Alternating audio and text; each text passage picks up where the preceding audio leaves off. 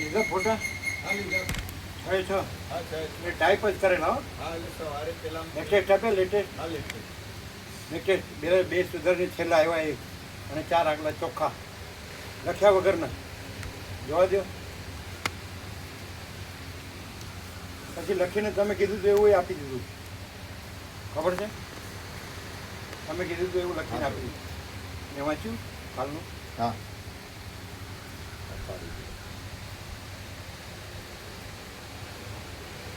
બધા સુધારેલા ફાઇનલ. ત્યાંથી પર પ્રિન્ટ કાઢી લઈશું. હા એક લખેલું નથી, બધા થઈ ગયા ફાઇનલ. અને મેં ઉપર આપ્યું એ વાંચ્યું. હા સેવા ત્યાં અપાઈ ગઈ છે એ વાંચ્યું. અમે મોકલી તો એ વંચાવું ને ખબર. હા વાંચ્યું થોડું પેલે કેમ તો હવે લખાયું છે કેમ કે હવે સેવા અહીંથી નહીં લેવાની. હા બસ તમારે ન હોય તો તમારા બદલે તમારું કોઈ મૂકીને એની પાસે સેવા લઈ લેવાની. હા બસ એ વાંચ્યું ને. હા વાંચ્યું. અને એ દિવસે આપણે એવું કરીશું, ટ્રેક્ટરો 2 થી 3 આગલા દિવસે અહીં લાવી દઈશું. એટલે બસ વાઈ જે એમાં સામાન મૂકીને અને આ બેસી જાય એટલે ત્યાં જે લક્ઝરીઓ છે ત્યાં પહોંચાડી દઈશું. કારણ કે બધી રોડ ઉપર નહીં ઊભી રહે, ટ્રાફિક છે. શું લાવી દઈશું? 6 અહીંયા નહીં ઊભી રહે, આજુબાજુ ખેતરમાં જ મૂકવી પડશે લક્ઝરીઓ. અને ટ્રેક્ટરમાં બધાનો સામાન સાથે લક્ઝરીએ પહોંચાડી દઈશું. 3 ટ્રેક્ટર લાવી દઈશું મોટા. એમાં બધા બુઝુર્ગ લોકો બેસી જાય, એમનું સામાન અને સીધા બસ નંબર 2, 3, 4, 5, 6 રીતે પહોંચાડી દઈશું. એટલું તો બધા ચાલી શકે એવા જોઈએ. ટ્રેક્ટરની જરૂર નહીં. સામાન ખરો ને પાછું. મન જાય અને એ દિવસે ટ્રાફિક આપણે અત્યાર સુધી રાત્રે પ્રવાસ જતા અને દિવસ છે એટલે તમારો ટ્રાફિકમાં જ 1 કલાક નીકળતો જ છે. પાછા આવેલા ભાવિકો જવાના અને વન વે જ છે. તમારે ચાલુ છે એમ નહીં. એમાં ટ્રાફિક અહીંયા ક્યાં ટ્રાફિક જાજો છે? અહીં કાંઈ નડે નહીં. અહીંયા ક્યાં ટ્રાફિક જાજો નથી, કાંઈ વાંધો નહીં. 11:30 જે 700 ભાવિકો બહાર નીકળવાના, પછી રખિયાલથી ટીમ્પડા જનાર બસોનો સાધનો, ત્યાંથી આમ જનાર અને આપણા જનાર. એ તો બધા વહેલા નીકળી જવાનું. હા એ તો વાત છે. બરોબર છે. એટલે સીધું રદ થાય એના માણસ. એ તો વહેલો પ્રસાદ લેવડાવી દઈએ એટલે વહેલા નીકળી જવાના બધા. ટ્રાફિક નહીં રહે. વહેલા બધા આ બંધ કરી દેજો. 31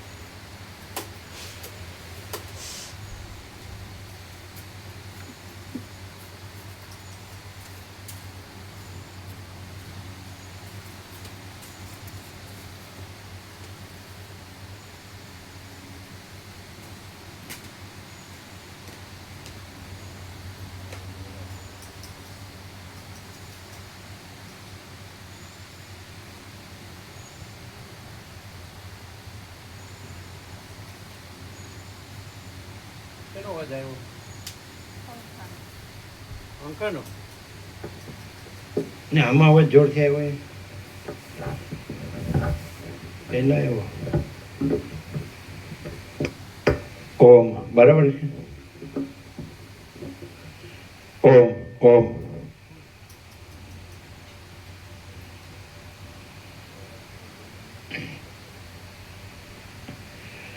ઓમ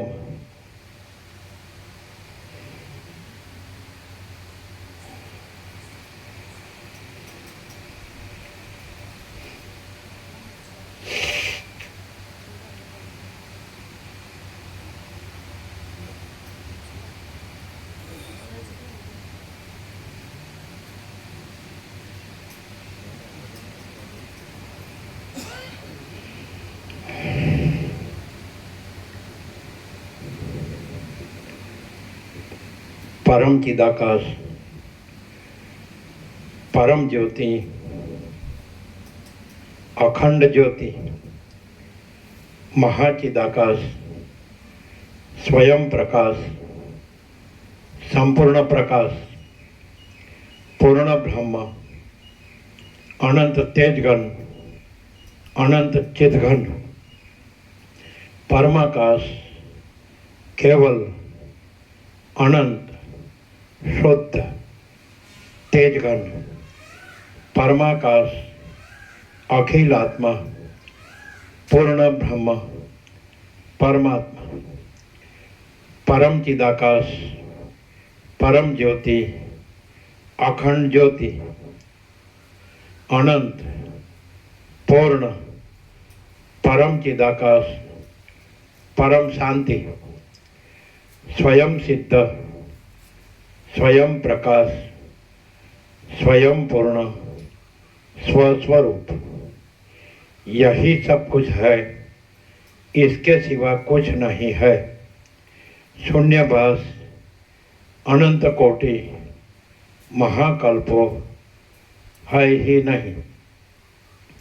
महाचिदाकाश स्वयं प्रकाश संपूर्ण प्रकाश महाचिदाकाश ज्योति अनंत अखंड अभेद महाचिदाकाश ज्योति महातत्व महासामान्य महाचिदाकाश स्वसंवेद्य सहज निर्विकल्प महाचिदाकाश परम कैवल्य परम शांति परम चिदाकाश अनंत पूर्ण निरपेक्ष सत अनंत संपूर्ण अपरिधि निर्भ्रांत निरपेक्ष वशिष्ठराम निर्वाण राउंड 39मो राउंड।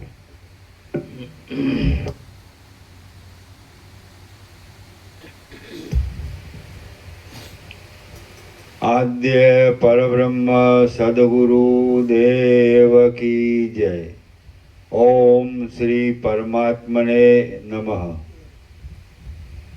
सद्ग्रंथों शिरोमणि श्री योग वासिष्ठ महारामायण निर्वाण प्रकरण उत्तरार्ध सर्ग 25मो पेज नंबर 1211 1211 सर्ग 25मो બંધપ્રદ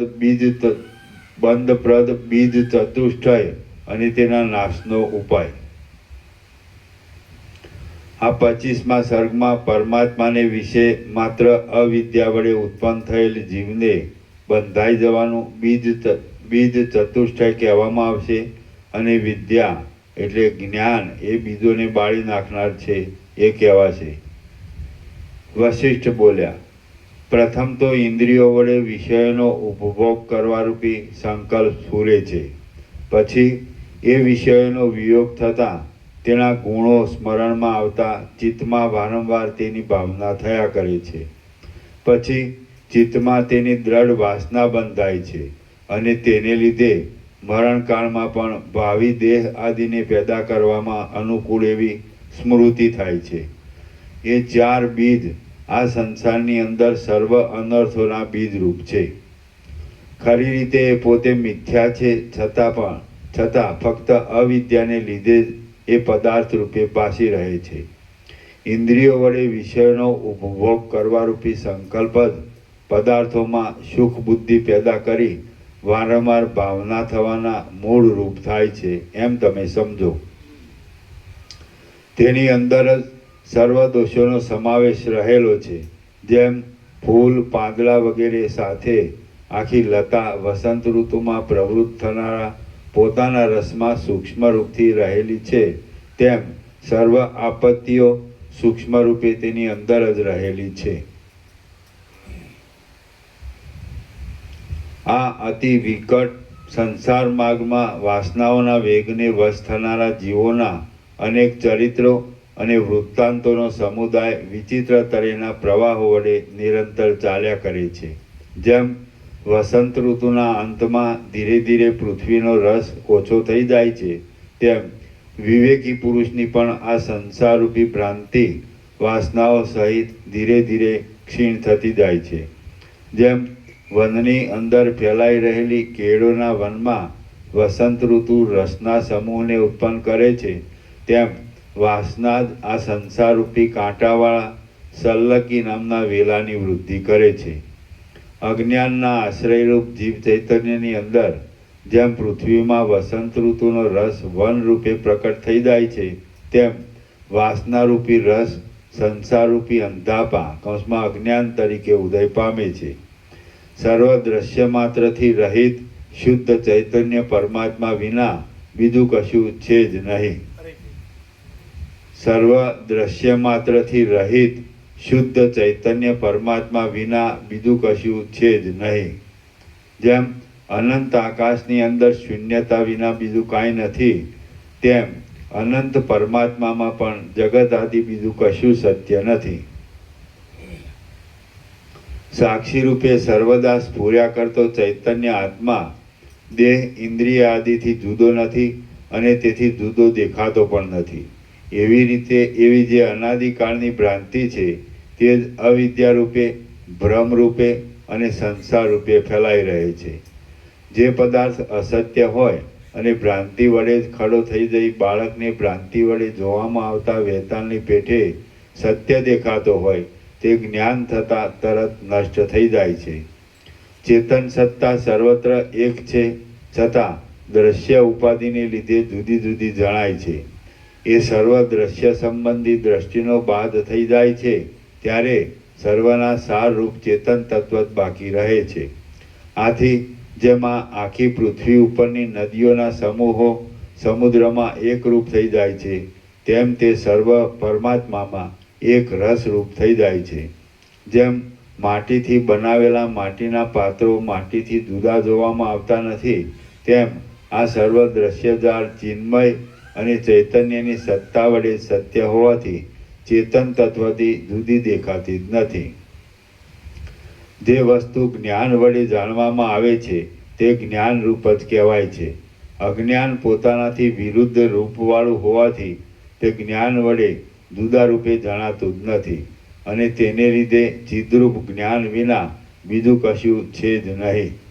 દ્રષ્ટા, દર્શન અને દ્રશ્ય એ પ્રત્યેકમાં જે ચેતન સત્તારૂપ જ્ઞાન છે તે જ માત્ર સાર રૂપ છે. તેથી આકાશના ફૂલની પેઠે બીજું કશું તેનાથી જુદું નથી. સજાતીય પદાર્થ સજાતીય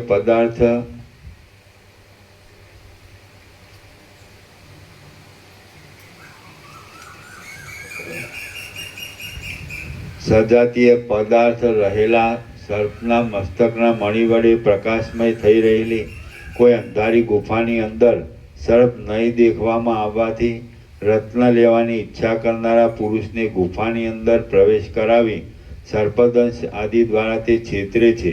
તે જ રીતે લક્ષ્મી પણ પુરુષને ગમે તેવો અખૂટ ધન વગેરે સાધનોવાળો હોય અને શસ્ત્ર આદિ વડે જરા પણ ઘવાયેલો ન હોય તો પણ તેને વારંવાર લાલચમાં નાખી દૂર ખેંચી લઈ શત્રુઓ, ચોરો વગેરેના કબજામાં સોંપી દઈ સર્વ સમૃદ્ધિનો નાશ અને શસ્ત્રઘાત આદિ દુઃખ પણ પેદા કરી છેવટે છેતરે છે. એવી તે અતિ ક્રૂર છે. મારું ચિત્ત આશાઓરૂપી અનેક તરંગોથી દોડાયેલું છે અને ચો તરફ દોડ્યા કરે છે, તો પણ કશા અર્થને પ્રાપ્ત થતું નથી. વળી તે સુકાઈ ગયેલા સમુદ્રની પેઠે કદી ન પૂરાય તેવું હોવાથી મહા અભાગ્યું છે. આથી હું એ ચિત્તને પરવશ થઈ ગયો છું અને કેવળ ઇન્દ્રિયોના વિષયોમાં જ લંપટ થઈ રહેલો છું. તેથી વિવેકી પુરુષો મારી ઉપેક્ષા કરે છે.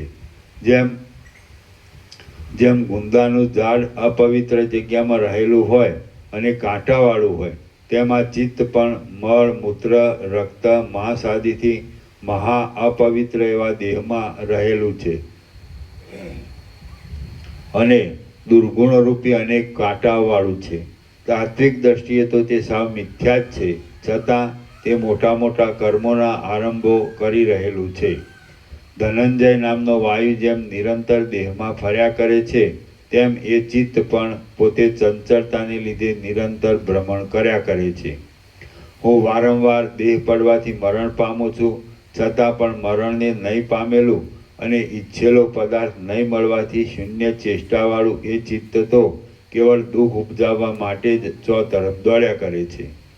શાસ્ત્ર વિચાર અને સત્સંગતિ રૂપી ચંદ્રમા તથા તારાઓને ધારણ કરી રહેલી અને અહંકાર રૂપી યક્ષવાળી અજ્ઞાન રૂપી રાત્રિ હજી સુધી ઓસરી ગઈ નથી. હાથીના જેવા મહામદોન્મત એ અંધકાર રૂપી અજ્ઞાનનો નાશ કરવામાં સિંહના જેવો, કર્મરૂપ ઘાસને બાળી નાખવામાં અગ્નિના જેવો અને વાસનારૂપી રાત્રિનો ક્ષય કરી નાખે એવો વિવેકરૂપી સૂર્ય હજી મારા ચિત્તમાં ઉદય પામ્યો નથી. દ્રશ્ય આદિ જે અવસ્તુ છે તેને મેં વસ્તુ રૂપે જાણેલ છે. મારો ચિત્તરૂપી હાથી મહામદોન્મત છે. ઇન્દ્રિયો મારા કલેજાને કોતરી ખાય છે. આગળ ઉપર મારી શી ગતિ થશે એ કશું મારા જાણવામાં આવી શકતું નથી. શાસ્ત્ર દ્રષ્ટિ પ્રથમ સાધન દશામાં ઉપયોગી છે અને છેવટ સંસાર તરી જવા માટે અસંગ અને ઉદાસીન થઈ રહેલા તથા વિધિ નિષેધને ઉલ્લંઘી ગયેલા પંડિત પુરુષો કેવળ એનો આશ્રય પકડતા નથી. એ શાસ્ત્ર દ્રષ્ટિ પણ મને તો વાસનાનો આવેશ ઉત્પન્ન કરી દઈ અંધાપાની પેઠે આંધળો બનાવી દે છે. હું અતિ દારૂણ મહામોહમાં ડૂબી ગયેલ છું, તો એ મહામોહ તરી જવાને અને ઉત્તરકાળમાં મોક્ષ મેળવવા માટે મારે જે કાંઈ કરવા લાયક હોય તે આપને પૂછું છું. માટે હે મહારાજ, આપ મને કૃપા કરીને કહો. હે ભગવાન, શરદકાળની પેઠે જ્યારે કોઈ વિવેક આદિ શુભ ગુણવાળો મહાત્મા ગુરુ મળી જાય, ત્યારે આકાશની પેઠે શિષ્યનું મોહરૂપી ઝાકળ સમી જાય છે અને દિશાઓની પેઠે સર્વ મનોરથો નિર્મળ રાગ દ્વેષ આદિ મેલથી રહિત થઈ જાય છે. આમ જે વાત લોકમાં પ્રસિદ્ધ છે અને જેને મહાત્માઓ પણ કહે છે, તે વાત આપે મને કરેલા સંસારની નિવૃત્તિ કરનારા બોધ વડે મારું કાર્ય સિદ્ધ કરી આપી યથાર્થ થાઓ. શ્રી યોગવાસિત મહારામાયણમાં નિર્વાણ પ્રકરણના ઉત્તરાર્ધનો મંકી વૈરાગ્ય નામનો સર્ગ 24મો સમાપ્ત. સર્ગ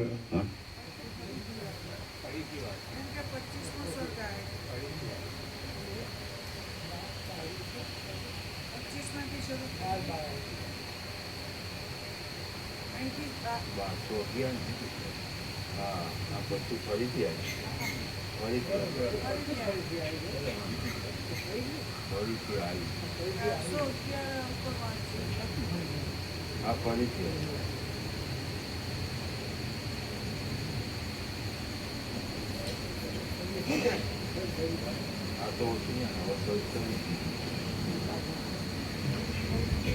સર્ગ 26મો અનર્થોની ઉત્પત્તિ અને વિનાશ.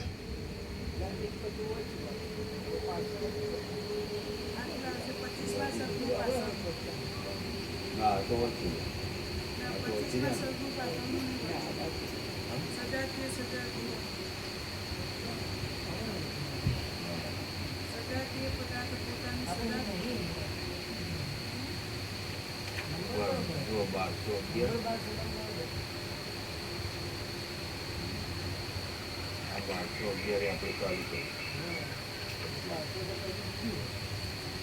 પોતાના સજાતીય પદાર્થ પૂરું થઈ જતું ને.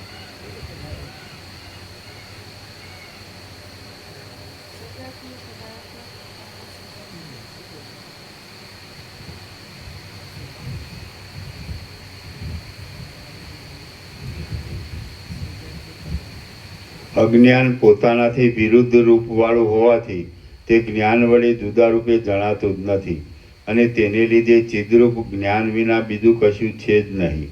દ્રષ્ટા, દર્શન અને દ્રશ્ય એ પ્રત્યેકમાં જે ચેતન સત્તારૂપ જ્ઞાન છે તે જ માત્ર સારરૂપ છે. તેથી આકાશના ફૂલની પેઠે બીજું કશું તેનાથી જુદું નથી. સજાતીય પદાર્થ પોતાના સજાતીય પદાર્થની સાથે જ એકતાને પ્રાપ્ત થાય છે. તો જગતમાં સાર રૂપે રહેલી ચૈતન્ય સત્તાનો અને મહાચૈતન્ય સત્તાનો અન્યોન્ય એકતાનો અનુભવ સિદ્ધ થતાં તત્વ એક જ છે એવો નિશ્ચય થાય છે.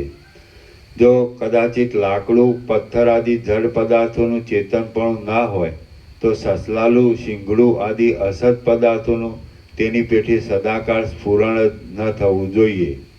જ્યારે આ સઘળી દસ્ય વર્ગની શોભાને એક બોધરૂપ જ માનીએ ત્યારે તે બોધથી, ચેતન તત્વથી જુદી નહીં છતાં કેમ જાણે અવિદ્યા વડે જુદી હોય તેમ બોધરૂપ એ ચેતન તત્વ વડે ઇન્દ્રિય દ્વારા પ્રકટ થઈ જઈ અનુભવમાં આવે છે. જેમ વાયુ માત્ર સ્ફુરણરૂપ જ છે અને સમુદ્ર માત્ર જળરૂપ જ છે, તેમ જગતની અંદર રહેલ તથા તરફ ફેલાઈ રહેલ સર્વ દ્રશ્ય માત્ર બોધરૂપ, ચેતનરૂપ છે. લાખ અને લાકડું આદિ પદાર્થો જો કે પરસ્પર સંયોગ સંબંધને લીધે એકબીજામાં મિશ્ર થઈ ગયેલા જણાય છે, પરંતુ તેમનું મિશ્રપણું ઉપરથી જ લાગે છે. બાકી વિવેક વડે અનુભવ કરતાં તેઓ જુદા જ નજરે પડે છે. ખરી એકતા તો એ જ જણાય છે કે જે વિવેક વડે અનુભવ કરતાં પણ કાયમ રહે છે. પાણીમાં પાણીની અને દૂધમાં દૂધની જેમ એકબીજાની એકરૂપતા થઈ જાય છે, તેમ પાણીમાં પાણીની અને દૂધમાં દૂધની જેમ એકબીજાની એકરૂપતા થઈ જાય છે, તેમ એકબીજામાં અન્યોન્ય એકતાનો અનુભવ થવો એ જ ઐક્ય કહેવાય છે.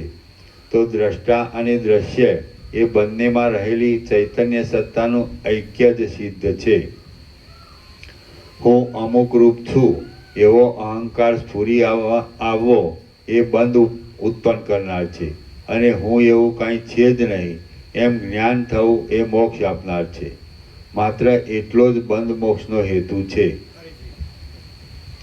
હું અમુક રૂપ છું એવો અહંકાર સ્ફુરી આવવો એ બંધ ઉત્પન્ન કરનાર છે અને હું એવું કાંઈ છે જ નહીં એમ જ્ઞાન થવું એ મોક્ષ આપનાર છે. માટે એટલો જ બંધ મોક્ષનો હેતુ છે અને તે પોતાના હાથની વાત છે. તો તેમાં શા માટે આસક્ત થઈ બેસી રહેવું? અહંકાર તો બે ચંદ્રમાની પ્રતીતિની પેઠે અને ઝાંઝવાના જળમાં થતી જળભ્રાંતિની પેઠે માત્ર મિથ્યા રૂપે જ દેખાય છે.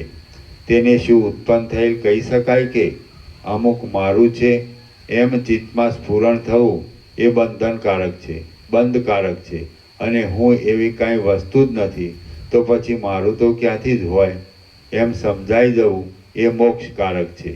માત્ર આટલી જ સમજણની વાત છે અને તે પોતાના તાબાની છે, તો તેમાં શા માટે મૂર્ખ બની જઈ મૂંઝાઈ રહેવું? જેમ કુંડામાં રહેલા બોર કુંડાની અંદર રહ્યા છતાં પણ કુંડાના ઉપરના ભાગથી ઢંકાઈ જવાથી દેખાતા નથી, તેમ મિથ્યારૂપ અહંકારમાં સત્ય ચિદાત્માનો પ્રવેશ થવાથી તેનું શુદ્ધ બુદ્ધ મુક્ત સ્વરૂપ ઢંકાઈ જાય છે. તેથી તે દેખાતું નથી અથવા તો અનંત આકાશની અંદર ગઢારૂપ ઉપાધિને લીધે આકાશ રૂપે મર્યાદિત પરિણામમાં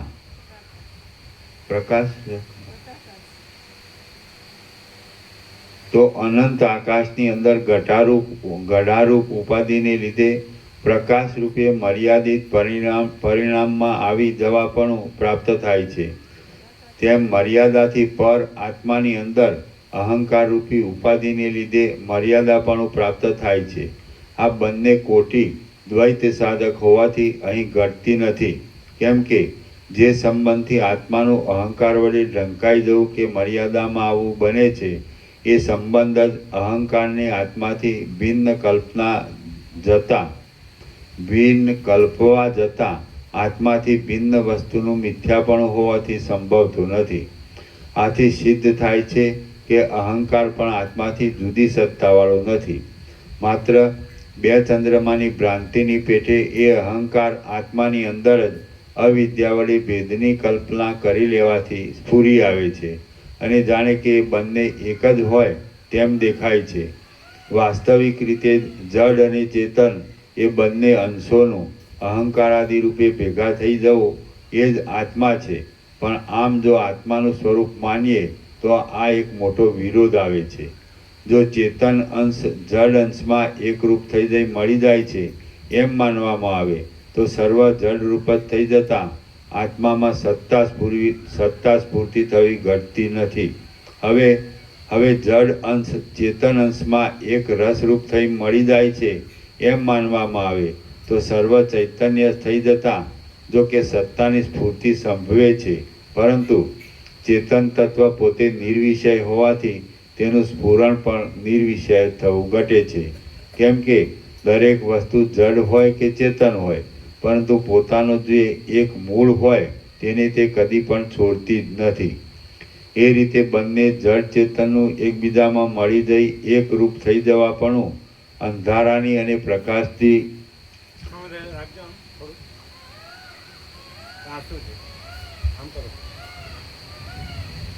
કરો બસ. થોડું વધારે થઈ ગયું. લાઈટ આમ થોડું બસ.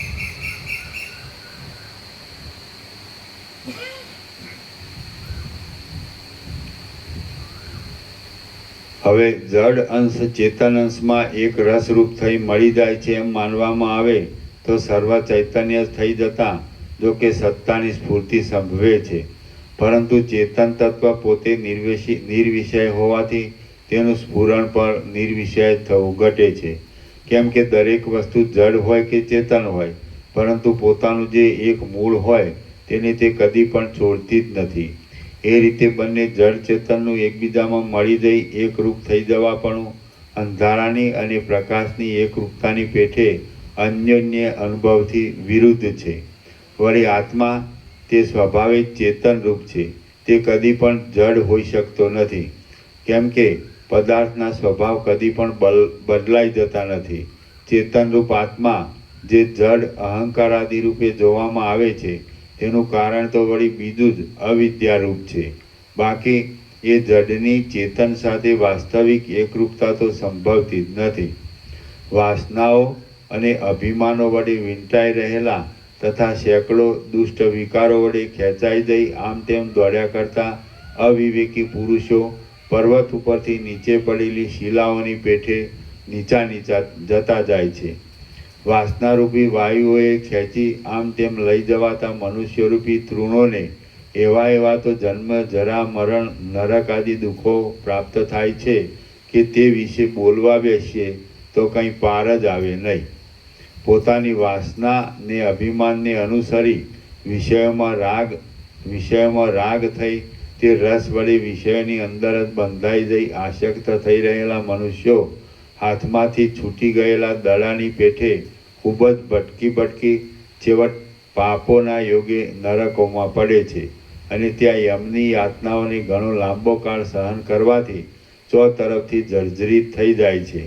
પછી કાળાંતરે પણ સ્થાવર કૃમિ કીટ આદિ જન્મો લઈ તે કેમ જાણે કોઈ બીજા જ હોય તેવા થઈ જાય છે. સર્ગ 25મો સમાપ્ત. સર્ગ 26મો અનર્થોની ઉત્પત્તિ અને વિનાશ. આ 26મા સર્ગમાં વાસનાને લીધે રાગદ્વેષ આદિ વડે ચિત્ત રંગાઈ જવાથી અનર્થની પ્રાપ્તિ થવા વિશે કહેવામાં આવશે અને વિવેક વડે તત્વજ્ઞાન થઈ જવાથી વાસના રાગદ્વેષ ઇત્યાદિની શાંતિ થઈ જતાં જન્મ મરણ આદિ સર્વ અનર્થોની નિવૃત્તિ થઈ ગયાની વાત પણ કહેવાશે. વશિષ્ઠ બોલ્યા, જીવ કે જે આ સંસાર માર્ગરૂપ મહાવિકટ અરણ્યમાં ભટક્યા કરે છે, તેની જેમ વર્ષા ઋતુમાં અનેક કીડાઓ પેદા થાય તેમ પ્રથમ ઘણીવાર અનુભવમાં આવી ગયેલ સુધા, તૃષા, જરા, મરણ, ભય આદિ લાખો વૃત્તાંતો પાછા વારંવાર પ્રાપ્ત થતા રહે છે. જેમ જંગલમાં જુદે જુદે ઠેકાણે રહેલા પથરા એકબીજા સાથે કશો સંબંધ રાખતા નથી, તેમાં સર્વ પદાર્થો એકબીજા સાથે કશો પણ સંબંધ ધરાવતા નથી. માત્ર વાસના જ તેમનો એકબીજામાં પરસ્પર સંબંધ કરાવવામાં સાંકળ રૂપ છે. એ વાસનાનું મૂળ ચિત્ત છે. વસંત ઋતુમાં વન જેમ પૃથ્વીમાં રહેલા રસ વડે રંગાઈ જઈ પોષાય, તેમ તે ચિત્ત રાગદ્વેષ આદિ રસ વડે રંગાઈ જઈ પોષાય છે. એટલું જ નહીં, પણ એ ચિત્ત વિવેકની વાતમાં સાવ અંધ જ બની જાય છે. જંગલ જેમ અનેક વૃક્ષો વડે ઘેરાયેલું હોય છે, તેમ એ ચિત્ત પણ અનાદિકાળથી અનુભવમાં આવ્યા કરતા અનેક વૃત્તાંતો વડે ભરપૂર થઈ રહે છે. અહો, આશ્ચર્ય છે કે વાસનાને લીધે પરવશ બની ગયેલા પ્રાણીઓ વારંવાર પ્રાપ્ત થયા કરતા જન્મોમાં અનેક સુખ દુઃખોનો અનુભવ કરતા જ રહે છે. અહો, વાસના સાવ ભૂંડી છે. તેને લીધે મનુષ્યો સાવ મિથ્યા છતાં માત્ર અજ્ઞાનના બળથી દ્રષ્ટા, દર્શન અને દ્રશ્ય એ ત્રિપુટી રૂપે થઈ રહેલા પદાર્થો વડે પોતાની અંદર આ સંસારરૂપી ભ્રાંતિને અનુભવે છે. આનંદ વડે પરિપૂર્ણ અમૃતને મોક્ષને આનંદ વડે પરિપૂર્ણ અમૃતને ધારણ કરી રહેલ શુદ્ધ જગતમાં પ્રકાશ કરનાર અને સર્વ પદાર્થોના સંબંધમાં શીતળતાવાળા વિવેકી પુરુષમાં અને આનંદ વડે પરિપૂર્ણ અમૃતને ધારણ કરી રહેલ શુદ્ધ જગતમાં પ્રકાશ કરનાર અને સર્વ પદાર્થોના સંબંધમાં શીતળતાવાળા ચંદ્રમામાં શું ફરક છે?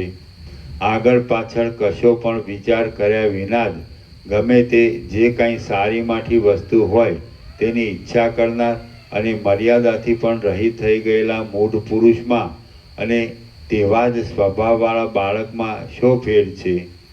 પોતાને પ્રાપ્ત થયેલ વિષય ભલે શુભ હોય કે અશુભ હોય, પણ તેને પ્રાણ જતા સુધી પણ નહીં છોડનાર મૂઢ પુરુષમાં અને માછલાને વિંધવાના કાંટામાં ભરાવી રાખેલ શુભ અશુભ માંસના ટુકડાને પોતાના પ્રાણ જતા સુધી પણ નહીં છોડનાર મગરમચ્છ, માછલા આદિ જળજંતુઓમાં શું તફાવત છે એ તમે જ કહો. શરીર, સ્ત્રી, ધન વગેરે આ સર્વ પદાર્થો સૂકી રેતી વડે બનાવેલા કોડિયાની પેઠે ક્ષણવારમાં જ નાશ પામી જનારા છે. બ્રહ્માથી માંડી ઠેઠ તણખલા સુધીની સેંકડો યોનિઓમાં આ આખા કલ્પ સુધી તમે ભમ્યા કરશો તો પણ મનના નિરોધ વડે જ્ઞાન પ્રાપ્ત થયા વિના તમારા ચિત્તને કદી પણ શાંતિ મળવાની નથી. બ્રહ્માથી માંડી ઠેઠ તણખલા સુધીની સેંકડો યોનિઓમાં આ આખા કલ્પ સુધી તમે ભમ્યા કરશો તો પણ મનના નિરોધ વડે જ્ઞાન પ્રાપ્ત થયા વિના તમારા ચિત્તને કદી પણ શાંતિ મળવાની નથી. જેમ માર્ગે ચાલનાર કોઈ વટે માર્ગુ પુરુષ બરાબર જોઈ તપાસી પગ મૂકે તો માર્ગના ખાડા ટેકરા તેને કાંઈ બાદ કરી શકે નહીં. તેમ જે કોઈ ઉત્તમ પુરુષ પોતાના સ્વરૂપનું અને જગત આદિનું વિવેક વડે માત્ર અવલોકન કરે તેને જગતરૂપી જાળનો બંધ જરા પણ બાદ કરી શકતો નથી. વિવેક વડે સાવધાન થઈ રહેલા તમારા ચિત્તને વાસના ગળી શકશે નહીં. કેમ કે જે પુરુષ સાવધાન હોય અને જાગતો હોય તેને પિશાચ શું કરી શકે? જેમ નેત્રનું ફેલાવું રૂપનો પ્રકાશ કરવા માત્ર જ છે, તેમ અહંકાર સહિત આ જગત પણ સાક્ષી ચૈતન્યનું બહાર આવીને પ્રસરી જવા રૂપ જ છે.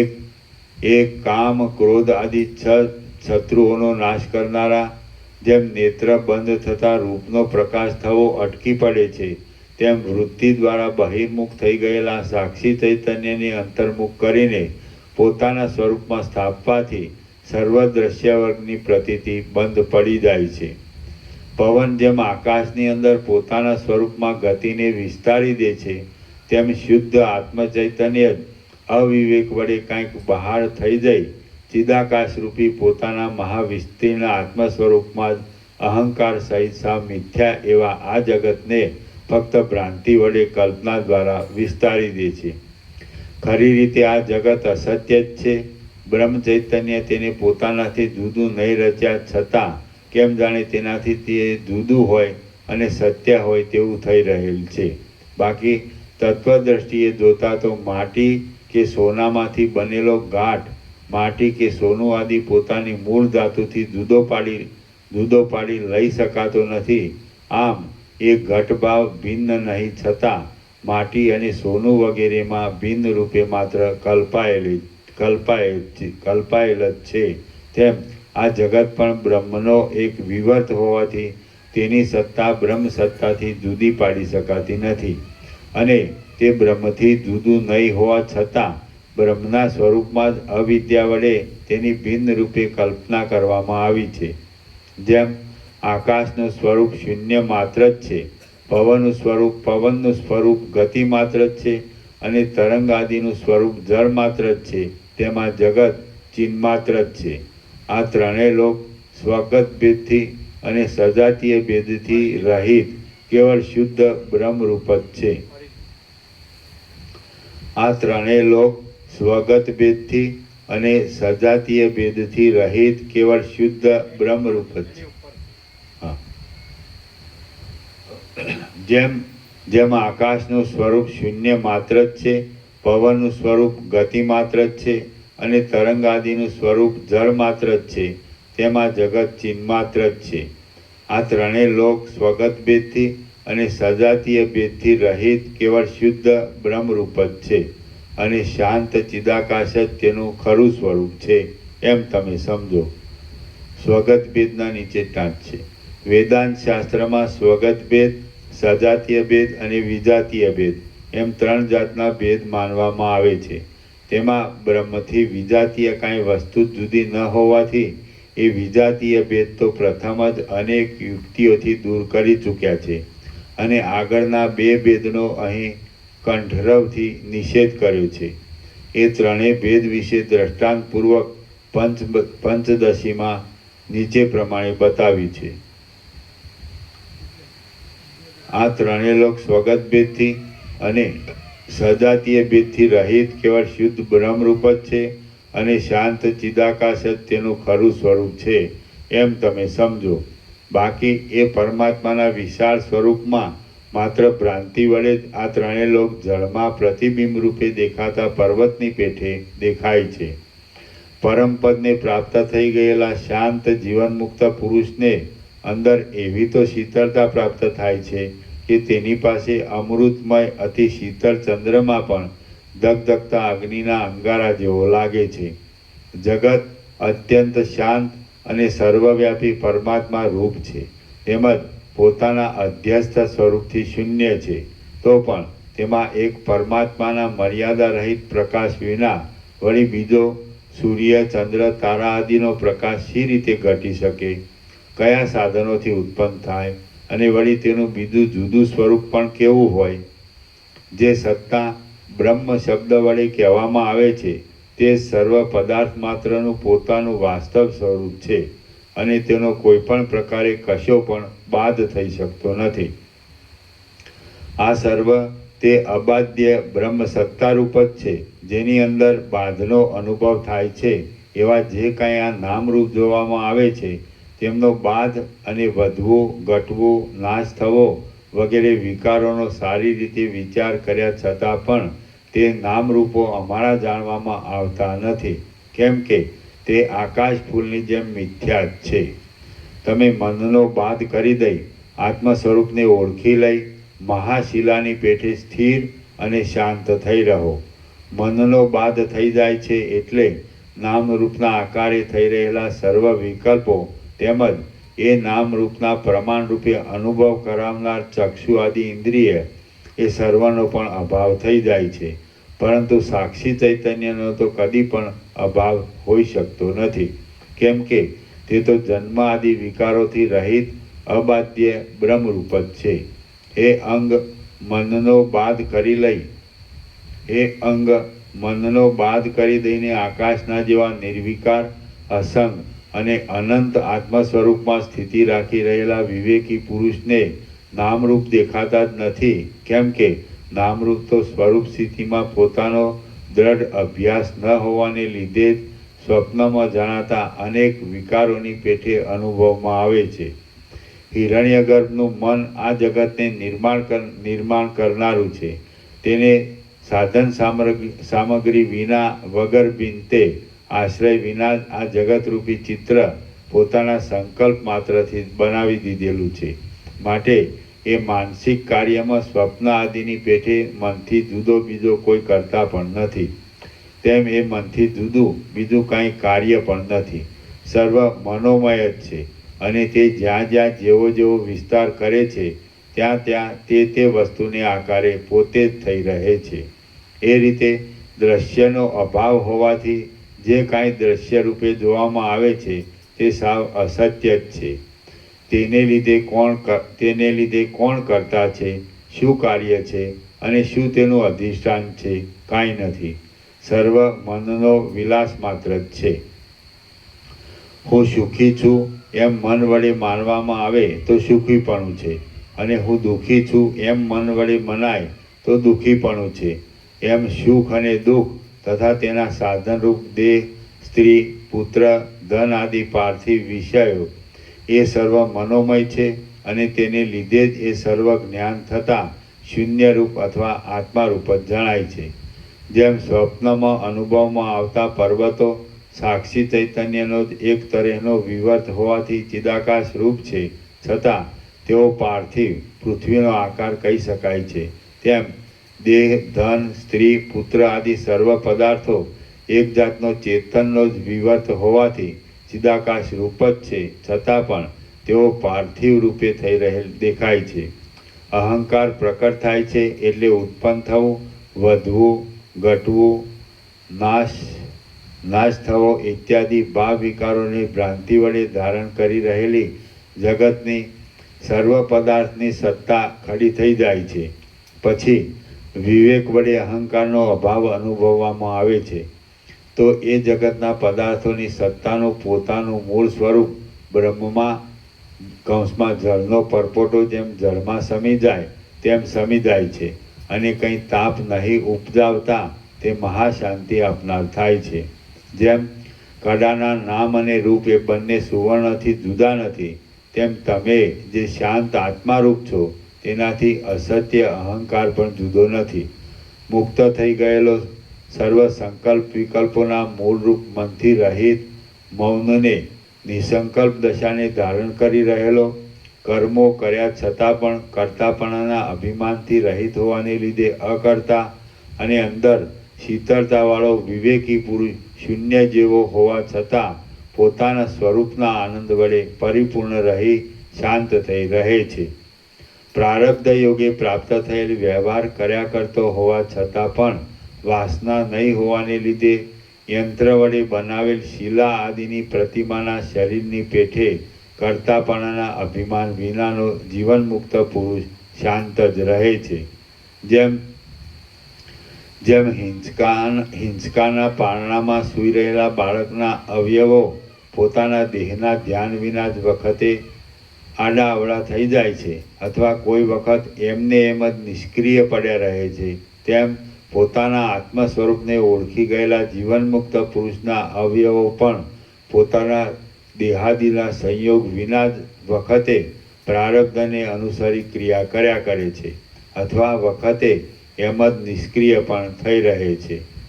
ચિત્તવૃત્તિના બહિર્મુખપણાથી રહિત થઈ જઈ પોતાના આત્મ સ્વરૂપમાં જ અખંડ એકાકાર થઈ રહેલો અને આશાથી, સ્નેહથી, મનોરથોથી તથા ઈચ્છાથી રહિત થયેલો વિવેકી પુરુષ પોતે શાંત અને અનંત આત્મા સાથે અખંડાકાર વૃત્તિ વડે એકરૂપ જ થઈ રહેલો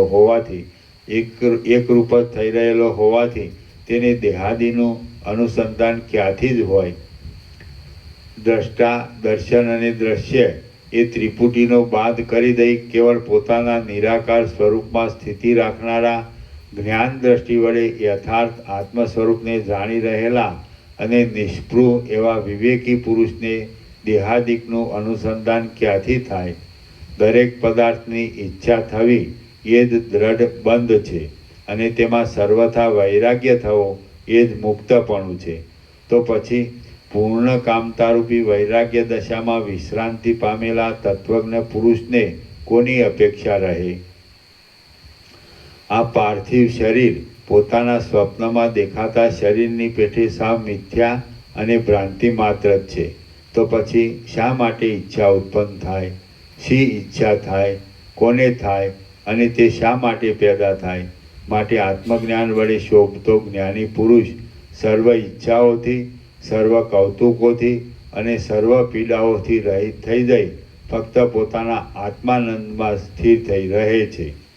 ઉપર પ્રમાણે મારા વચનોનું શ્રવણ કરી એ મંકી ઋષિએ સર્પ જેમ કાચડીને છોડી દે તેમ એ જ જગ્યાએ પોતાના મહાપ્રબળ મોહને પણ જડમૂળથી ત્યજી દીધો. એ મંકી ઋષિએ વાસનાથી રહિત થઈ જઈ આવી પડેલા કાર્યો કરતા રહી છેવટે સેંકડો વર્ષને અંતે પર્વતમાં સમાધિ વડે સ્થિતિ કરી અને તે આજ દિવસ સુધી પથરાની પેઠે સમાધિ વડે અચળ થઈ રહ્યો છે. સર્વ ઇન્દ્રિયોને પ્રત્યાહાર વડે સમેટી લઈ યોગ વડે એ આત્મામાં શાંત છે, અને કોઈ જગાડે તો જ એ સમાધિમાંથી જાગે છે. હે રામચંદ્રજી, આ મંકી ઋષિએ ગ્રહણ કરેલા માર્ગનું અવલંબન કરી જ્ઞાનનો ઉદય થતાં શુદ્ધ થઈ રહેલા ચિત્ત વડે વિવેકને પ્રાપ્ત થઈ જઈ તમે પોતાના આત્માનંદમાં રમણ કરવા માટે શાંતિને પ્રાપ્ત થાઓ. તમારી બુદ્ધિ રાગ વડે દૂષિત થઈ જઈને વિવેકની વાતમાં જળ વિનાના શરદ ઋતુના વાદળાના સમૂહની પેઠે ક્ષણ માત્રમાં ક્ષીણતાવાળી થઈ કદી પણ દીનતાને પ્રાપ્ત ન થાઓ. શ્રી યોગ વાસિષ્ઠ મહારામાયણમાં નિર્વાણ પ્રકરણના ઉત્તરાર્ધનો નિર્વાણ સમાપ્તિ નામનો સર્ગ 26મો સમાપ્ત. સર્ગ 27મો ચિત્તની ચંચળતાથી જગતની પ્રતીતિ. આ 27મા સર્ગમાં ચિત્તની ચંચળતાને લીધે ચેતન તત્વની ચંચળતાની ભ્રાંતિ થઈ જઈ જગતની વિચિત્ર રચનાની પ્રતીતિ થયાનું કહેવાશે, અને ચિત્તની ચંચળતા મટી જવાથી જગતની ભ્રાંતિ પણ શાંત થઈ જતા સ્વરૂપમાં સ્થિતિ થવા વિશે કહેવામાં આવશે.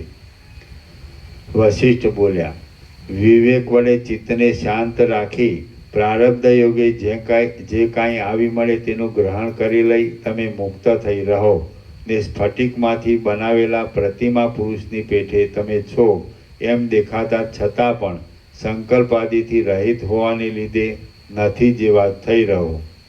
વ્યવહાર દ્રષ્ટિએ જોતા અજ્ઞાન દશામાં જે સર્વવ્યાપી આત્મતત્વ સમષ્ટિ રૂપે એક છે તે જ વ્યષ્ટિભાવથી સર્વરૂપે થઈ રહેલું છે. પારમાર્થિક દ્રષ્ટિએ જોતા જ્ઞાન દશામાં વ્યષ્ટિભાવ અને સમષ્ટિભાવ એ સર્વનો બાદ થઈ જાય છે. એ અવર્ણ વર્ણવી ન શકાય તેવું એ અવર્ણ સમષ્ટિ રૂપે એક છે. સમષ્ટિ રૂપે એક છે કે વ્યષ્ટિ રૂપે અનેક છે એમ કોઈ પણ પ્રકારે કહી શકાતું નથી. તો પછી તેમાં નાના પ્રકારની બીજી કલ્પનાઓ તો ક્યાંથી જ ઘટે? આ જે કાંઈ છે તે સર્વ આદિ અંતથી રહિત ચિદાકાશ રૂપ છે અને ચેતન તત્વ વડે ભરપૂર છે. જો કે શરીરની ઉત્પત્તિ અને નાશ થયા કરે છે તો પણ અખંડ આત્મતત્વને તેનાથી શો બાદ લાગે છે?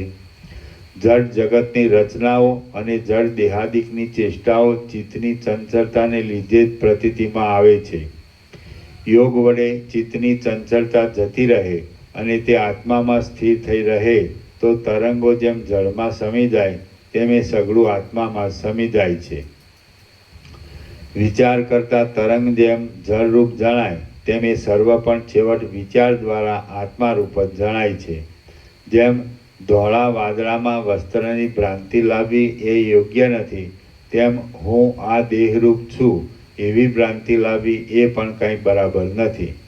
વારંવાર પુનર્જન્મ આદિ અનર્થ ઉત્પન્ન કરનારા એ દેહાદિક પદાર્થો અવસ્તુરૂપ છે અને તેમાં તમે અહંકાર લાવી બંધાઈ ન જાઓ, પરંતુ પરમાત્મા કે જે અનંત સુખ આપનાર સર્વના આદિરૂપ અને મહામંગલમય તત્વ છે તેની જ તમે ભાવના કરતા રહો, એટલે તમને મોક્ષરૂપ પરમ પુરુષાર્થની પ્રાપ્તિ થાય. ચિદાકાશ અનંત છે, તેનું દેશ, કાળ, વસ્તુ વગેરેથી કશું પરિણામ બાંધી શકાતું નથી અને એ જ પરમ તત્વરૂપ વસ્તુ છે. માટે તમારું ચિત્ત સુખ દુઃખ આદિમાં સમાન રહી એ પરમ તત્વની અંદર જ સદાકાળ લાગેલું રહો. તમે જો એવો જ આત્માકાર વૃત્તિનો નિશ્ચય રાખશો તો તમે પોતે જ નિરંજન આત્મતત્વરૂપ છો. ધ્યાતા, ધ્યાન અને ધ્યેય એમાંનું કશું સત્ય નથી. દ્રષ્ટા, દર્શન અને દ્રશ્ય એ સર્વ ચિત્ત તત્વની જ વિભૂતિ છે. કેમ કે જડ વસ્તુ ચેતન તત્વથી જુદી હોઈ શકતી નથી, તેથી તે નથી. અને ધ્યાતા, ધ્યાન તથા ધ્યેય એ પણ કશું નથી. પડવાનો ચંદ્રમા ઉદય પામતા સમુદ્ર જેમ આનંદ વડે ઉછળવા માંડે છે અને પ્રલયનો પવન વાવાથી તે સુકાઈ જાય છે, તેમ આત્મતત્વ સર્વત્ર એક સમાન રૂપે જ રહેલું છે, નિર્વિકાર છે અને તેમાં ક્ષોભ થવો કે શમી જવો ઇત્યાદિ કશો વિકાર જ થતો નથી. જેમ વહાણમાં બેસી જનારા પુરુષને પોતાની દ્રષ્ટિના ભ્રમથી કાંઠે રહેલા ઠૂંઠો, વૃક્ષ, પર્વત ઇત્યાદિ ફરતા દેખાય છે અને છીપમાં જેમ ભ્રાંતિ વડે રૂપાની બુદ્ધિ થાય છે, તેમ શુદ્ધ અધિષ્ઠાન ચૈતન્યમાં ચિત્તને લીધે જ દેહાદિની ભ્રાંતિ થાય છે. જેને ચિત્તને લીધે દેહાદિની ભ્રાંતિ થઈ આવે છે, તેમ ચિત્તની ભ્રાંતિ પણ દેહાદિને લીધે જ થાય છે.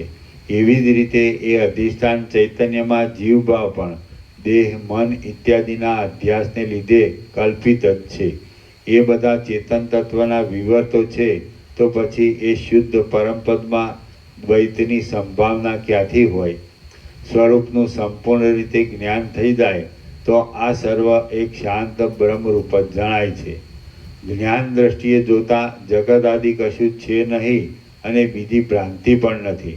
જેમ આકાશમાં વન હોઈ શકતું નથી, રેતીમાં તેલ હોતું નથી અને ચંદ્રબિંબમાં વીજળી હોઈ શકતી નથી, તેમ તત્વ દ્રષ્ટિએ જોતા શુદ્ધ અધિષ્ઠાન ચૈતન્યમાં દેહ આદિ કશું પણ નથી. હે તત્વવેત્તાઓમાં શ્રેષ્ઠ રામચંદ્રજી, આ જગતની ભ્રાંતિ ખરી રીતે જોતા છે જ નહીં, તેમાં તમે કાંઈ પણ ભય ન રાખો. જગતની ભ્રાંતિને મિથ્યા સમજી આત્મતત્વને ઓળખી લેવું એ જ પરમ સત્ય વાત છે એમ તમે સમજો. જગત છે અને બ્રહ્મ સત્તા નથી એવી જે તમને ભ્રાંતિ હતી તે આજે મારા ઉપદેશથી શાંત થઈ ગઈ છે. તો પછી હવે બંધનું બીજું શું કારણ છે? જેમ કુંડીઓ, કોડિયા અને ગડાઓ વગેરે માટી જ છે, તેમાં જગત પણ મનોમય હોવાથી ચિત્ત માત્ર જ છે અને તે વિવેક વડે વિચાર કરતા ક્ષીણ થઈ જાય છે. તમે આ મારા સુંદર ઉપદેશથી અહંકાર વિનાના થઈ જઈ સંપત્તિઓની આકાંક્ષાઓને અળગી કરો. તેના લાભથી હરખાઈ જાઓ નહીં અને વિપત્તિથી શોક પામો નહીં. તમે વૈભવોની વૃદ્ધિમાં અને ક્ષયમાં એક સરખી રીતે રહો. આ મારા ઉપદેશને ભૂલી જઈ સ્વરૂપમાં દ્રઢ સ્થિતિ રાખ્યા વિના તમારો કાળ નકામો જતો રહે એવું કદી પણ કરશો નહીં. તમારા પોતાના કુલરૂપી આકાશને ચંદ્રમાની પેઠે શોભાવનારા હે કુલદીપક રામચંદ્રજી, બ્રહ્મની અને આત્માની એકતા એ જ યથાસ્થિત વસ્તુ ગતિ છે. તેનો તમે સારી રીતે અપરોક્ષ અનુભવ કરી સ્થિર થઈ રહ્યા હો તો પછી ચિત્તને તાવ ઉત્પન્ન કરનાર હર્ષ, શોક, તૃષ્ણા આદિ સર્વ દૂષણોને છોડી દઈ તમે સુખથી રહો, અથવા લૌકિક દ્રષ્ટિએ ભલે તમે એ સર્વને અનુસરીને રહો. શ્રી યોગ વાસિષ્ઠ મહારામાયણમાં નિર્વાણ પ્રકરણના ઉત્તરાર્ધનો ચિત્તની ચંચળતાથી જગતની પ્રતીતિ નામનો સર્ગ 27મો સમાપ્ત. ઓમ ઓમ ઓમ. પ્રસાદ આપી દો.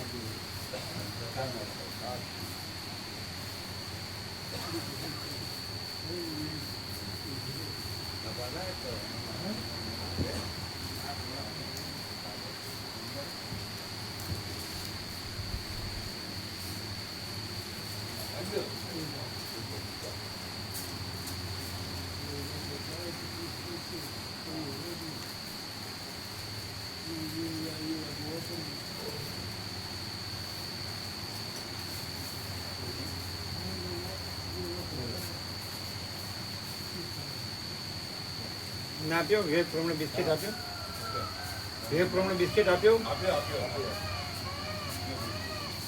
આમનું એક સુધારી લઈશું પ્રભુ એમનું કનુપ્રભુ નામ છે એટલે એમના બાપુજીનું લખાઈ ગયું શકરા પ્રભુ એક નંબર આ કનુપ્રભુ શકરા પ્રભુ રખિયાલ એટલે એમની જગ્યાએ ખાલી શકરા પ્રભુ રખિયાલ લખેલું એટલે સુધાર લઈશ સવારે તો સુધારી લો હા એક નંબર નવો ફોન કરો આપણે નવો બતાડજો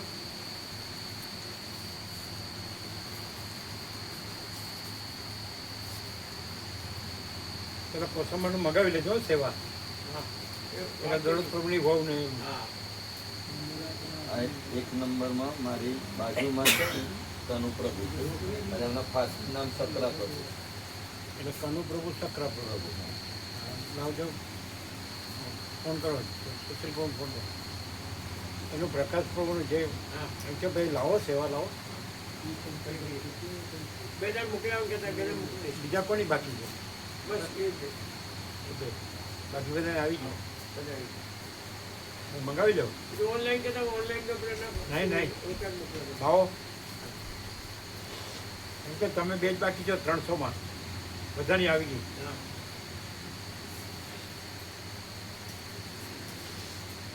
સંજય પ્રભુ નાખવા પડે એ આપી દે ત્યાંથી રોકડા સંજય પ્રભુ નાખી દે ને તો એ રોકડા આપી દે ત્યાંથી રક્ષા કેવી રીતે કરવાનું એ જે બે ભાવિકોની જે સેવા છે ને એ સંજય પ્રભુના ખાતામાં નાખી દે સંજય પ્રભુ રોકડા આપી દે પણ એ હવે એમને વાત થઈ હા જાય તમારે જે રીતે ઓમ ઓમ ઓમ સુશીલ પ્રભુ તમે મંગાવી લો લાવો શું નંબર છે નામ ને નંબર બસ નંબર 1 સુશીલ પ્રભુ એક મિનિટ. હા બસ નંબર 1 માં સીટ નંબર 12 સીટ નંબર 12 એમાં કનુ પ્રભુ શકરા પ્રભુ રખિયાલ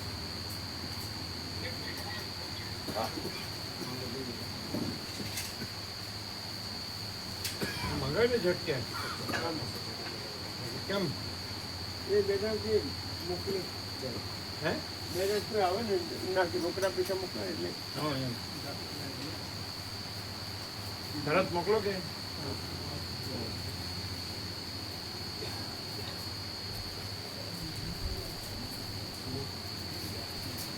શું લખ્યું કાઢ્યું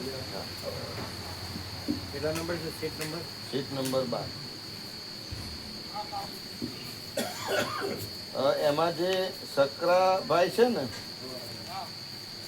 એમના ફાધરનું નામ છે એટલે કનુ પ્રભુ શકરા પ્રભુ રખિયાલ કનુ પ્રભુ આવવાના છે હા કનુ પ્રભુ લખી દો ને એકલું કનુ પ્રભુ રખિયાલ ના કનુ પ્રભુ તો બે છે કનુ પ્રભુ શકરા પ્રભુ એમ રખિયાલ લખાય હા બે કનુ પ્રભુ શકરા પ્રભુ રખિયાલ એટલે કનુ પ્રભુ આવવાના છે તો એના ફાધરનું નામ લખ્યું છે હો?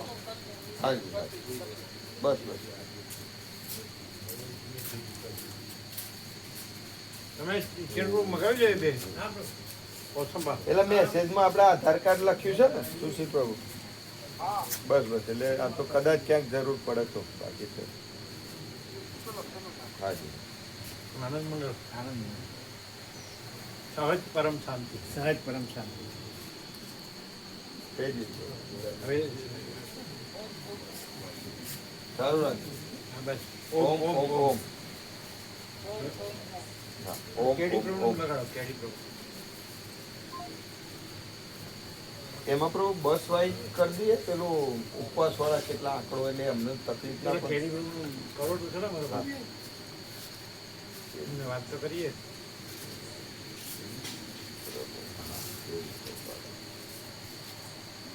પહેલા જ આવે પછી તો બધાને ખબર પડી જાય એક ટાઈમમાં એવું થશે પછી તો કેવું ભાઈ તો ખબર પડશે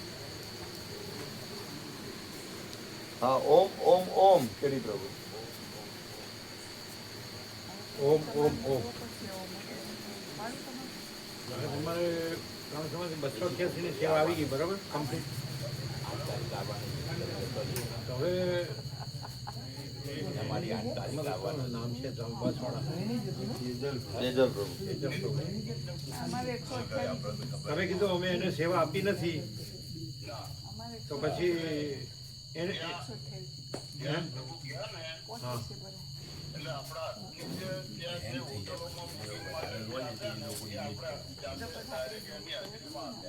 બરાબર. એમ નહીં, એને ઓછું ન મળવું જોઈએ. આપણે તમારે પોતાની પાસે ખોટી કોડી નહીં રાખવાની, એનું બધું એનું મહેનતાણું એનું બધું આપી દેવાનું. લાવવાનું હોય. એને ઓછું નહીં આપવાનું, એને ઓછું નહીં આપવાનું. હે?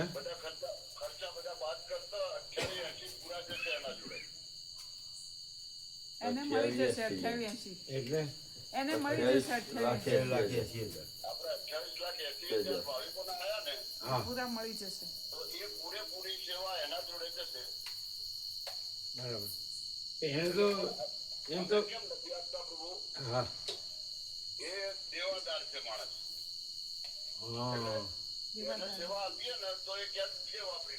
ન અપાય, ન અપાય. દેવાદાર છે. હા, બરોબર, બિલકુલ. ના ના, નહીં આપતા. તો એમ કરો, તમારે આપણા હસ્તક જ બધું કરવાનું અને પછી વધે એને આપી દેવાનું. એમ નહીં, છેલ્લે સુધી આપણે હસ્તક જ કરવાનું.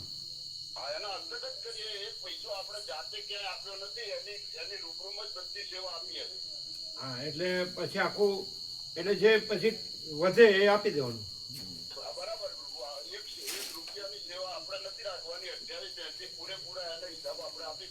બરાબર, થઈ. હા, બરાબર બરાબર. હા, એટલે એને હસ્તક નહીં કરવાનું, બરાબર છે. દેવાદાર હોય તો હા, તો આપણે હસ્તક જ રાખવાનું.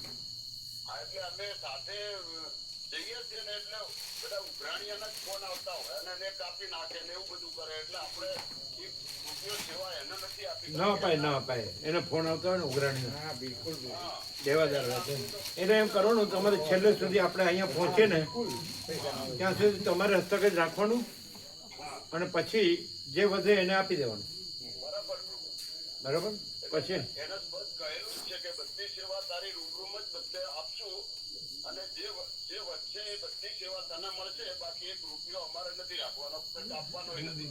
હા, બરાબર. પણ કેમ આમ દેવાદાર કેમ છે? આવું કેમ કરે? લોકો તો કમાતા, લોકોને તો પૈસા મળતા હોય છે ને, કમાતા હોય છે. હિરેન પ્રભુ 2 લક્ઝરી લાયા બીજું. હા, પેલા હિરેન પ્રભુ 2 લક્ઝરી લાવ્યા.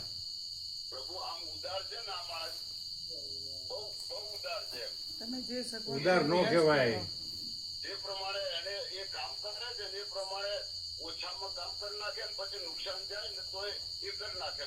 એવું ના ચાલે. ખોટો ધંધો કરાય જ નહીં. જે અમે અત્યાર સુધી કોઈ દી ખોટો ધંધો કર્યો જ નથી. ક્યાં કર્યો? આપણે ખોટો કર્યો? બિલકુલ નહીં પ્રભુ. હા. ઈચકોય નહીં. અને પાછું આપો જ આપો, લો હા, નહીં. લો નહીં તોય. બોલો તોય આપો જ આપો. એટલે સીધું સામાને પણ તમે જ ખરીદી લેજો એમ. એ બધું અહીં એ ખરીદશી એ ખરીદશી સીધું સામાન.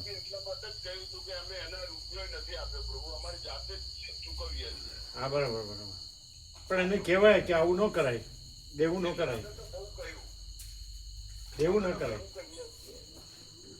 પેલા 2 બસ લીધી એને નવી લીધી. નવી. નવી બે લીધી કોમર્શિયલ માણસ છે. હે બોલ. એ પ્યોર કોમર્શિયલ માણસ છે. અને આ આમ બીજા માટે ગમે ત્યારે ઊભો રહે, કોઈને એવું હોય તો મદદ કરી દે. એવું ના ચાલે. આપણી પાસે વધુ હોય અને આપીએ તો બરાબર છે, પણ આપણી પાસે માપનું હોય તો દેવું ના કરાય. એટલે એ એના ભાઈઓ જોડેથી બી બધું આપીને નીકળી ગયો છે એમને માથે પગે. હે એના ભાઈઓને બી એ બધું આપી અને હાથે પગે નીકળી ગયો છે. એવું ના ચાલે. એટલે અમે નથી આપતા. ના ના, એને પણ એને વિવેક કરાય કે ભાઈ આવું ના કરાય. અમે બહુ વિવેક કર્યો પ્રભુ. માણસ સમજે નહીં તો દુઃખી થાય. હા, એટલે અમે નથી આપતા સેવા તો. ના ના, છેલ્લે આપણે પૂરું કરીને અહીંયા આપણે 0-0 કરીએ ને છેલ્લું, એ પ્રભુની હાજરીમાં જ 0-0 કરશું પ્રભુ. પછી એને આપી દેવાનું. અને ત્યાં 6 લક્ઝરી આવે ને એ દિવસે જ ફૂલ ડીઝલ કરી દેવાનું ત્યાંથી જ 50,000 નું. એ બધું અમે કહ્યું છે કે અમે ડીઝલ અમે ફૂલ કરાવશું. હા, એટલે ઘડી પુરાવાનો પ્રશ્ન ના રહે. હા, એ ફૂલ કરાવીને જ નીકળશે. અમે એને કહી દીધું છે કોઈ ડીઝલ ફૂલ કરાવી દેવાનું અને અમે એ સેવા ચૂકવી દેવું. બરાબર. પણ એ તો આપણી હાજરીમાં જ થાય ને ભરવાનું, હાજરી. આપણે હાજરીમાં જ થાય. ડીઝલ ભરવાનું પૂરવાનું. ના, એ અમારા રિલેટિવ છે ને, એ તો બિલ આવે ને પ્રભુ. બરાબર એ તો બિલ આવે. બરાબર. એનું બિલ જ લઈ લેવાનું. એનું બિલ આવશે. આ ખોટું બિલ તો ન બને. બરાબર એટલે ના બને ખોટું તો પ્રભુ. બરાબર. અને ફરાળીનું સીધું એ લેવાનું. તમારા પરિચિત જ છે ને? હા, પરિચિત છે ને પ્રભુ. બસ તો પછી. પરિચિત છે. પણ એને વિવેક કરો. આવું કેમ કરો ભાઈ? તમે દેવમાંથી નીકળી જાઓ અને શાંતિ પામો. અમે તો બહુ કીધું પ્રભુ. અરે રામ. એનો સ્વભાવ જ એવો છે કે ઉભો રહે ગમે ત્યારે, ગમે તેના માટે ઉભો રહે. એવું ના કરાય. એટલે અમે બહુ કીધું. એટલે આપણે આમાં બી એ બિલકુલ કચાશ કરતો જ નથી. આમાં બી હોટલ રાખવી કે કંઈ પણ કરવું ને પ્રસાદમાં કે એમાં કશું કચાશ કરતો નથી. હમ. એ તો એમ જ કહે કે ના, મારે તો ફૂલ સેવા કરવી છે. એમ નહીં, હા, પણ એને દેવામાં રાખીને આપણે ન જવાય. ના કોઈ તો એનો એક રૂપિયો કાપવો નથી ને પ્રભુ. એમ નહીં, એટલે કચાશ ન રાખે ને પછી દેવું થાય એવું ના કરાય. આપણામાંથી જ ના, વાપરવાનું. એવું નહીં કરીએ પ્રભુ. એને બધી સેવા પૂરેપૂરી આપવાની છે. તમે કહો છો કે એ કચાશ રાખતો નથી, મારે સેવા જ કરવી છે, તો પછી દેવામાં એના દેવામાં આપણે એની સેવા નથી લેવી એમ. ના, આપણે તો જોઈ લઈએ. આપણા હાથે જ ચૂકવીએ એટલે આપણને ખ્યાલ આવી જાય પ્રભુ એને એટલે કેટલા આ પૈસા બીજે ના આપી દે એમ. એટલે આપણે ઊભું રહેવાનું ના થાય એમ. એમ નહીં નહીં નહીં નહીં. ટૂંકમાં પ્રભુનો તમે ભાવ બીજું એવો બોલો. થયો કે ભાઈ એને મળવું જોઈએ હા. કંઈક એમ, બે તમે પૈસા. બીજું બોલો છો, એ વિષયાંતર થાય. અમે શું કહીએ છીએ એમ કે મારે સેવા જ કરવી છે, તો એનું દેવું કરીને આપણી સેવા કરે એવી સેવા આપણે નથી લેવી. એને મળવું જોઈએ. આ મળે. એવું નથી કરવું પ્રભુ. હા, એવું નથી કરવું. એના તો આપણને ખ્યાલ આવી જશે ને કે કેટલું વધે છે કે શું છે એના જોડે, કે એની જોડે એવું નુકસાન પડે છે કે ખ્યાલ આવી જાય ને આપણા. તમે બોલ્યા એટલે કે મારે સેવા જ કરવી છે, એટલે એ બધું હોટલોમાં નહીં પડે. એટલે એનું દેવું કરીને આપણી સેવા નથી લેવી. એને તો મળવું જ જોઈએ. ના પ્રભુ, નુકસાન નહીં જાય એને. એને આપણી સેવામાં નુકસાન એને સંતોષકારક મળવું જોઈએ. હા, મળશે. એના નુકસાન નહીં જવા દઈએ. અને એના નુકસાન થાય એવું જ છે નહીં. ના જાય પ્રભુ. અને એને વિવેક કરવાનો કે ભાઈ હવે આવી રીતે જીવન ન જીવાય. દેવું કરીને જીવાય નહીં. આપણે વિવેક, સંતોષ ને શાંતિથી જીવાય. અમે કહ્યું પ્રભુ, એને બહુ કીધું. આપણે કાંઈ કરોડો અરોબોની જરૂર નથી, પણ સાદું જીવન, ઉચ્ચ વિચાર, સંતોષ અને શાંતિ, એવું તો વિવેક હોવો જ જોઈએ. રસ્તામાં એ એવું કહે છે કે મારા પ્રભુની સેવા કરું એટલે બધું આવી ગયું, મારું દેવું ઓટોમેટિક બધું નીકળી જશે. મેં કીધું હા, નીકળી જશે. બધું દેવું હાલ ને હાલ ક્યાંથી નીકળી જાય? વધારે હોય તો આવું ને આવું જીવશો તો મેં કીધું નહીં નીકળે. આ રીતે જીવશો તો નીકળે નહીં કશું. એ ભૂલ તમારી છે. કોનો ફોન છે? નહીં, અમે ટેપિંગ કરી. અચ્છા. હિરેન પ્રભુ 2-3 લાખ જેવું મળ્યું. 18 દાડાની યાત્રા કરી ને એમાં. કોણ? એને 2-3 લાખ નહીં. હિરેન વિવેક પ્રભુ. વિવેક પ્રભુ. હા. એને 2-3 લાખ નહીં, એને ઘણા પૈસા મળ્યા. એટલે કયા હિરોઈન કયા? આ જૈન પેલા નર્મદાવાળા. બરોડા નર્મદા પરિક્રમા. શંકેશ્વર. નર્મદા. એ પહેલાને કેમ છે, પહેલી આપણે સૌરાષ્ટ્ર કરી છે ને પછી એને એક્સિડન્ટ થયો તો એને સારું છે ને, સારું છે. સારું થયું હા, સારું છે એમ ને. ને? આવવાના છે આપણા જન્માષ્ટમી કે એને સારું થયું ને? સારું. નર્મદા પરિક્રમામાં પ્રભુ એને મિનિમમ હિરેન પ્રભુને 40% મળ્યા છે. અરે હા શું કે છે આ? 40%. ના એટલું જ ના 40%. 40%. એને ખર્ચો કર્યો જ નથી. હે? એને બિલકુલ ખર્ચો કર્યો નથી પ્રભુ. પ્રસાદમાં અને રહેવામાં ભાવિકોને ક્યાંય કોઈ ખર્ચો કર્યો નથી. એને બિલકુલ બચે એમ. એને 40% તો મિનિમમ બચે.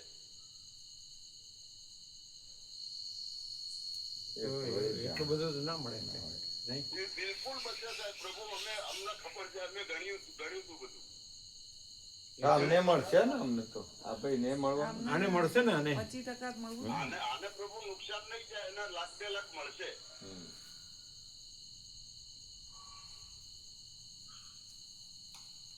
ઓછું મળે એ બરાબર નહીં, એને પૂરતું મળવું જોઈએ. ના, આને લાખ 2 લાખ મળે એટલે એ ખુશ જ છે પ્રભુ. 28 જેવું ખરું એટલે એમાં 2-3 લાખ તો મળે જ આરામ. એ ઓછા ના કહેવાય? 15 દિવસના ઓછા ના કહેવાય? 8 દાડા એને પ્રભુ અત્યારે આખો મહિનો નોકરી કરે તો આને માળ 40-50 હજાર મળતા. 2-3 સરસ ચાલે? 8 દાડામાં 3 લાખ રૂપિયા એટલે એને કેટલું બધું કામ. અને આ લક્ઝરી એમની ના હોય પ્રભુ. પ્રભુ ભાડેથી એ લોકો લેતા હોય. બધી એમની નહીં હોતી. ભાડે એવું ભાડેથી લઈ લેવા. ના પણ પેલા બે નવી લાવ્યા અને આ દેવું કરે એ ખોટું ને? ના, દેવું તો નહીં કરે પ્રભુ. આમાં તો એને પૈસા મળશે. લાખ 2 લાખ મળશે આરામથી. આમાં નહીં, બીજે બધા દેવા જનરલ લાઈફમાં દેવા ન કરાય એમ. હા, એવું ખરું એટલે એને બહુ કીધું કે આ રીતે તું ધંધા કરે હવે પછી દેવું જ થાય. બધું વિવેક, સંતોષ ને શાંતિ જ જીવવું જોઈએ. એમ કહ્યું કે તમે કઈ બીજાનું ભલું કરવાનું નથી. સૂર્યનારાયણ ભગવાન છે એનાથી બધા જીવે છે. સમજાય? હા, એટલે તમને એમ થાય કે હું ભલો થાવ કે ઉદાર થાવ કે સરળ થાવ કે બીજાનું કરી દઉં કે તો એ તો કોઈનું કરતું નથી. કોઈ કાંઈ નથી. સૂર્યનારાયણ ભગવાન બધાનું કરે છે. હવે ચલો, ઓમ ઓમ ઓમ.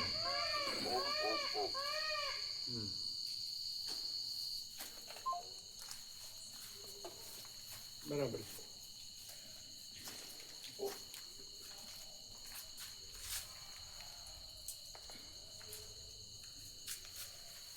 તમે શું લખવાનું કહેતા હતા? એટલે કાલે બસ વાળી તમે બનાવી દઈએ કે ભાઈ સવારે, બપોરે ને સાંજે ઉપવાસ વાળા કેટલા એટલે કાંકડો એક્ઝેક્ટ આવી જાય. પેલા આપ્યો જ તો ને સુશીલ પ્રભુને એને મંગાવ્યો એટલે બધું આવ્યું જ હતું ને? અત્યારે આવું જ છે, ચાલુ જ છે. તો પછી રોજે રોજ આવું છે. અત્યારે 2 જણ ના આવે ભાઈ અમારા 11 ઉપવાસ. આપણે બહુ ન હોય. સોમવાર હોય કદાચ સોમવાર. એક વાર તો ફૂલ જમવાનું. એવી વાત થઈ ત્યાં જયા કે પછી બપોરે તો- ફૂલ એકવાર આપી દેવાનું. હા અને ખાલી એક જન્માષ્ટમી દિવસે બધાને હા. ફરાળ હોય. ફરાળ હોય. બાકી તમે ત્યાં જાઓ બધા પછી તો શ્રાવણના બધા કે ને હા એ તો પછી કે ને આટલા. બાકીના શ્રાવણના બધા દિવસો તો બધા એક ટાઈમ બપોરે ફૂલ જામ જ આપવાનું, છે બધા. પછી સાંજે દૂધ આપવાનું. હા અને આવું એટલે પૂછી લઈએ એટલે ખબર એટલે ઘણા સાંજે જમનાર હોય ઓની પાછું. બસમાં હું ના પૂછી પણ એ તો ના મેળા. હવે એ જ કહું છું એટલે આજે જમવાવાળાને એક જ ના. ટાઈમ કરી દેવાનું. બપોરે ફૂલ આપી દેવાનું હમ. અને સાંજે દૂધ આપવાનું. એટલે સાંજ વાળા હોય એમને આ એમ તો એ કે હાથે જમે જે બનવાનું જ ને 2 ટાઈમ અને બીજું એટલે દરેક પોતપોતાની રીતે ફ્રૂટ લેવાના. આ એ તો બધા પોતાના શેલામ પ્રભુ હોય એ જ તો હોય બધું. પ્રસંગ. ફ્રૂટ- કેવડો ફ્રૂટ લે. ફરારી ને બેફર ને બધું. જ્યાં હોલ્ડ થાય ત્યાં હા. ફ્રૂટ લે ને. આ ફ્રૂટ મળી જાય બધી. હા, અને પેલા લોકો આપણા તરફથી જે દૂધ ફ્રૂટ આપી દે. જેને જે ભાવતું હોય હમ. એ તો લઈ 300 શકે. માં એવરેજ 100 જણ હોય. હા કશો ને એ તો થઈ જાય. એક ટાઈમ એવું એ લાગે લોકો- પછી તો પૂછી લો ને બધા હા. કેડી પ્રભુએ કહ્યું હા. 5 કિલો કેળા વેફર પછી પેલી લાઈવ વેફર ને બધી મળે એ લઈ જ લેવાના એ લોકો એટલે બધાને હાલવાના છે. લઈ લીધું. એવું કીધું. હા કહ્યું ને અમે બેઠા ને કેડી પ્રભુ જોડે. એટલે માધાપ્રભુ બોલ્યા કઈ આજે? અમે ગયા પછી કઈ વાત જ નથી. પ્રસાદ અમે પ્રસાદ લેવા બેઠા છીએ પછી પ્રસાદ આપ્યો એમને બરોબર? લીધો ફૂલ? માધાપ્રભુ હા બેઠા હતા ને બધા ત્રણેય ભાઈઓ હતા. જોડે હા ત્રણેય ભાઈઓ. માધાપ્રભુ, રમણપ્રભુ, બળદેવપ્રભુ. જૂના બધા 47 વર્ષ જૂના. આજે માધાપ્રભુ આવ્યા હતા બદપુરા. હા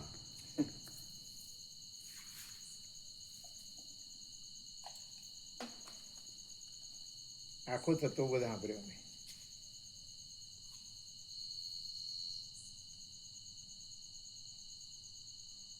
કેવો આખો તત્વબોધ સાંભળ્યો. તમે એ ટેપ એ રેકોર્ડ કર્યો છે? હા, એટલે અમે તો અંદર સદી સેવામાં હતા ને પછી બહાર ચાલવા ગયા, પણ પછી અત્યારે આવ્યો ને અમને ઉર્મિલા એટલે તમે મળી. નહોતા?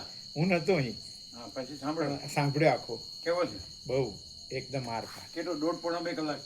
1 કલાકના 18 મિનિટ ને 1 28 મિનિટ. હા, એટલે 28 ને 18 હમ. 36 46 ઉપર થયું. એટલે 1.5-2 કલાક નો પોણા 2 કલાક. હા, પણ અદ્ભુત. 1.5 એમ કેવું અદભુત. એની સાથે 1.5-2 કલાક તત્વબોધ છે. હા, ઇટ મીન્સ કે જે આખું અનંત એક જ છે એ આમ પ્રભુનો પ્રકાશ શરૂ થાય ને એટલે સામેવાળાને મહેનત બહુ ના કરવી પડે, ઓટોમેટિક એ થઈ જાય એમ, સીધું જ એમ. અને બહુ કોઈ ભારેખમ શબ્દો નહીં, સરળતાથી કોઈ શાસ્ત્રો નહીં, કશાની જરૂર નહીં, સીધું જ એને સમજણ પડતી જાય કે હા બધું એક છે, આખો અનંત એક જ ચૈતન્ય પ્રકાશ છે. તમે ક્યારે સાંભળે? અમે બપોરે આજે 4 વાગે ઉઠીને. અમારો તત્વબોધ છે 10:30 થી 12:15. હા, એ થતો હતો. પછી ક્લિપ આવી ને હા. એટલે ચીનુ પ્રભુ અમારી જોડે બેઠા અહીં બોલ્યા, એટલે અમે બે બપોરે જમીને આરામ કરતા હતા, બેઠા હતા. એટલે ચીનુ પ્રભુ કે કેવો પ્રભુ અદભુત તત્વબોધ કરી શકે. એટલે પછી મેં કીધું આ મને સાંભળો. એટલે હું તો સાંભળું જ છું કોઈ દરેક તત્વબોધના, પણ મેં સાંભળ્યો એટલે આમ શરૂઆત થઈ ને એટલે એમ થયું કે સારું આમ એમ કે બધું આખું અનંત એક જ છે એમ, એ ઓટોમેટિકલી આવતું જાય એમ, કોઈને ભેદ રહે નહીં મનમાં એમ કે આખો અનંત એક જ છે એમ. એ શાંતિથી સાંભળી જતા. હા, બિલકુલ બધા. ફૂલ હા, 1, 2, 28 ને 1 ને 18 મિનિટ અને 1 28 મિનિટ. 1 ને 28 ને 1 ને 18. હા, 28 ના 1 28 એકલી અને 1 ને 18 મિનિટની. પહેલો 1 ને 18 મિનિટ, હા, એક ને પોણા 2 18 મિનિટ. 1.5 કલાક ને? પોણા 2 કલાક. સહજ એમ, સહજ, કોઈ ભાર વિના, કોઈ ભાર વિનાનું એમ. કોઈ બીજી વચમાં લાવ્યા વગર સીધું જ એક થઈ એક, બસ સમજી જાય એમ કે એક છે.